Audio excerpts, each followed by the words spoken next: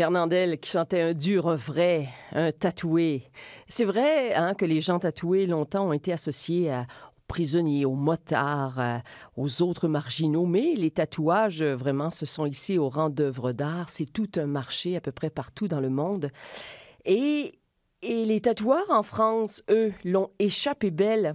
Les autorités de la santé là-bas ont mis fin à la polémique sur l'interdiction des tatouages en couleur. Au cours de l'année passée, de l'année 2013, une réglementation souhaitée par les médecins, les dermatologues, aurait conduit à retirer certains pigments comme les couleurs chaudes des salons de tatouage. L'argument étant que des métaux ou produits présents dans les encres sont dangereux pour la peau. Mais finalement, les tatoueurs pourront utiliser ce qu'ils ont habituellement sous la main avec la réglementation qui est là présentement. Mais nous, on a voulu savoir ce que pense une dermatologue de tout ce débat. Nous avons donc demandé au docteur Chantal Chiasson à Moncton ce qu'elle pense, de la demande de ses homologues français. Docteur Chiasson, bonjour. Bonjour. D'abord, que pensez-vous de cette recommandation? Ce que les Français veulent faire? L'idée est excellente, à mon avis, parce qu'en dermatologie, c'est certain qu'on doit prendre soin des conséquences que ce soit des infections cutanées secondaires au tatouage ou des problèmes d'allergie secondaires à certains pigments utilisés dans l'encre des tatouages. Donc, c'est sûr qu'en dermatologie, on aimerait bien voir un petit peu cette profession-là ou ces activités-là un peu mieux encadrées. Oui. Alors, il y a des risques, associés à cette pratique. Vous en nommez, vous en résumez sous le nom d'infection et d'allergie. Ça peut aller jusqu'où un tatouage là, qui tourne mal, si je peux dire ainsi? Les dangers du tatouage sont multiples. C'est certain que probablement une des choses qu'on observe le plus souvent, ce sont les réactions allergiques à certains pigments. Entre autres, les tatouages avec du rouge, ils peuvent manifester chez certaines personnes, éventuellement développer des allergies. On a également parfois des réactions associées au soleil, qui sont comme des réactions inflammatoires, donc rougeur, dermite eczémateuse, des choses comme ça, surtout certains jaunes et d'autres couleurs également. Évidemment, une des choses qu'on craint toujours, c'est l'infection. L'infection peut être causée par soit une aiguille contaminée, mal stérilisée, ou encore de l'encre qui est contaminée soit au niveau du manufacturier ou dans le processus de dilution qui est parfois effectué par l'artiste tatoueur. Un autre risque qui est mentionné, c'est les cancers de la peau, parce qu'on se rend compte que dans certains pigments ou encres, il peut y avoir des carcinogènes. Ce que vous nous donnez comme impact ou comme conséquence, vous les avez vus, vous, dans votre salle d'examen, des cas que vous avez eu à traiter? On a occasionnellement des infections. Heureusement, la plupart des cas, ça peut se traiter assez facilement. Mais dans la littérature, dans les dernières années, il y a eu des cas d'infections plus graves, entre autres à des bactéries qui s'appellent des mycobactéries. Il y a aussi des cas décrits dans la littérature d'hépatite B, hépatite C et HIV. Donc, il y a quand même un danger qui est important. Alors, c'est visible, le tatouage, on le voit, il est populaire. Est-ce que vous voyez que les incidents seraient en progression, la gravité même de ces... Des conséquences?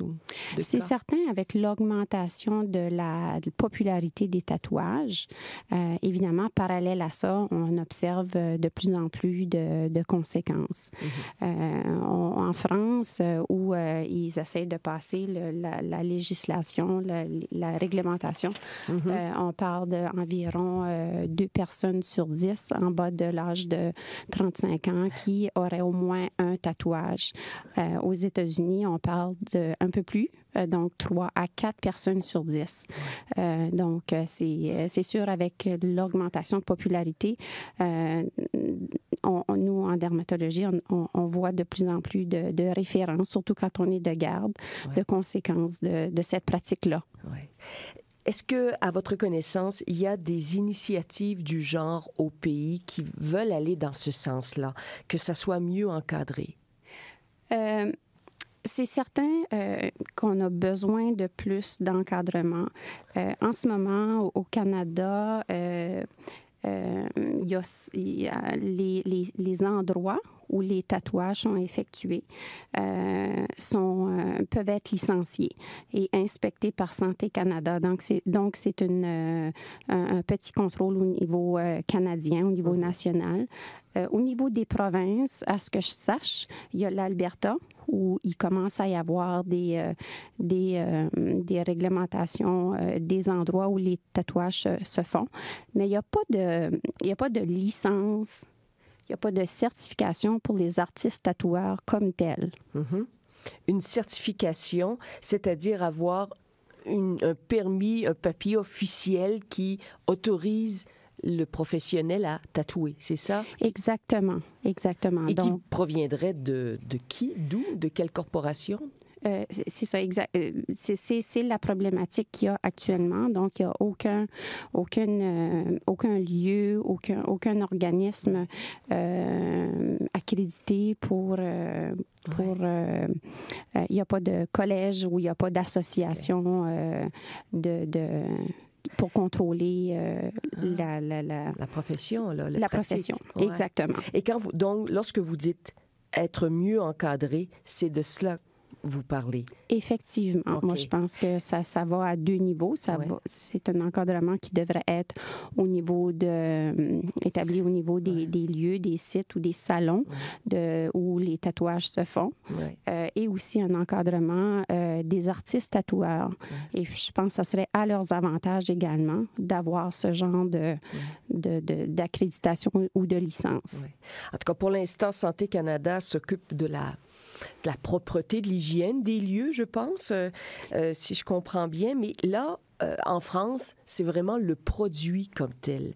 Exactement. Oui. Les encres avec de la couleur, entre autres, qui sont visées. Croyez-vous que ce genre de réglementation serait souhaitable au Canada aussi? Je pense que c'est important de regarder à ça, mais parce qu'il y a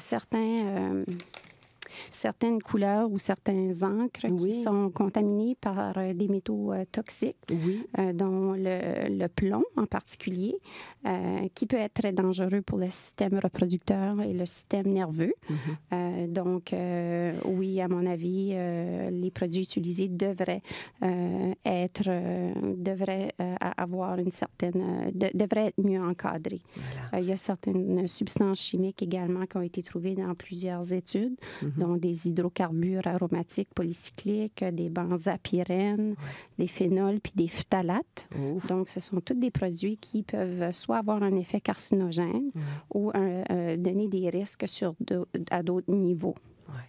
Alors, on verra, il y aura sûrement des réactions à cela. Oui, on parle de réactions quand on parle de dermatologie. C'est sans mauvais jeu de mots. Merci beaucoup, Madame Chantal Chiasson. Vous êtes dermatologue au Nouveau-Brunswick. Vous nous parliez depuis nos studios à Moncton. Merci beaucoup d'avoir été avec nous. Ça fait plus que plaisir. Merci, Doris.